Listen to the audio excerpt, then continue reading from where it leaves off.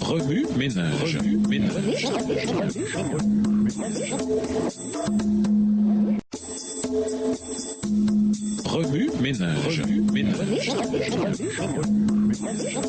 Bienvenue à votre émission. Remue-ménage. Voilà la leçon 9, période de perte. Et je considère même toute chose comme une perte en comparaison de ce bien suprême, connaître Jésus-Christ mon Seigneur, pour qui je me suis privé de tout avantage personnel. Je considère tout cela comme des déchets afin de gagner le Christ. Philippiens 3, verset 8. Il existe différents types de pertes, que ce soit une vie, un être cher ou la confiance. Les fleurs qui meurent représentent la perte. Peut-être parce qu'à la beauté d'une fleur succède sa mort. C'est quelque chose d'inévitable, tout comme les pertes dans notre vie. Le bien et le mal, l'amour de Dieu l'emporte. Lisons Somme 27, les versets 13 et 14. Somme 27, les versets 13 et 14. Que deviendrais-je si je n'avais pas l'assurance de voir l'amour de l'Éternel au pays des vivants? Attends-toi donc à l'Éternel, sois fort, affermis ton courage. Oui, attends-toi à l'Éternel.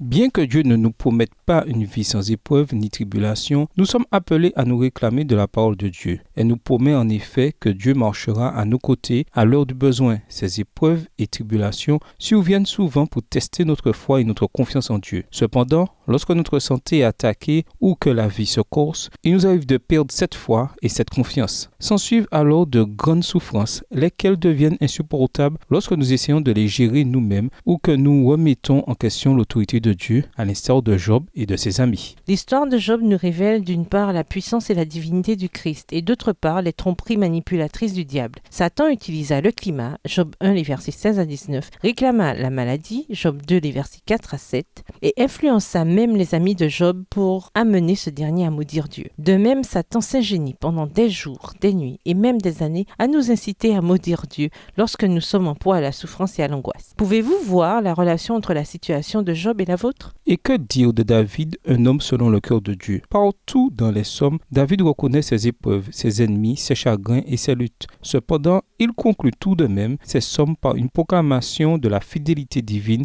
et permet à sa vie d'être un témoignage vivant de l'amour de Dieu pour l'humanité. Nous avons tous perdu des êtres chers, un emploi, des biens matériels, des relations. Mais je vous encourage à adopter une mentalité éclairée, positive, pour pouvoir discerner la main divine dans toutes les circonstances de votre vie. Nous pouvons perdre n'importe quoi, nous pouvons tout perdre, mais nous servons un Dieu puissant, un Dieu capable de nous restaurer dans sa gloire chaque fois que nous échouons et que nous nous sentons impuissants. Cette semaine, nous étudierons comment l'amour de Dieu transcende la souffrance imputable à la perte d'êtres chers et aux événements malheureux de notre vie. Le Seigneur a un plan qui se manifeste lui-même lorsque nous lui offrons notre adoration la plus profonde, lorsque nous le remercions lors de nos épreuves et que nous lui faisons confiance lorsque nous sommes tentés de désespérer. Au revoir. Et à demain si Dieu veut. Remue ménage.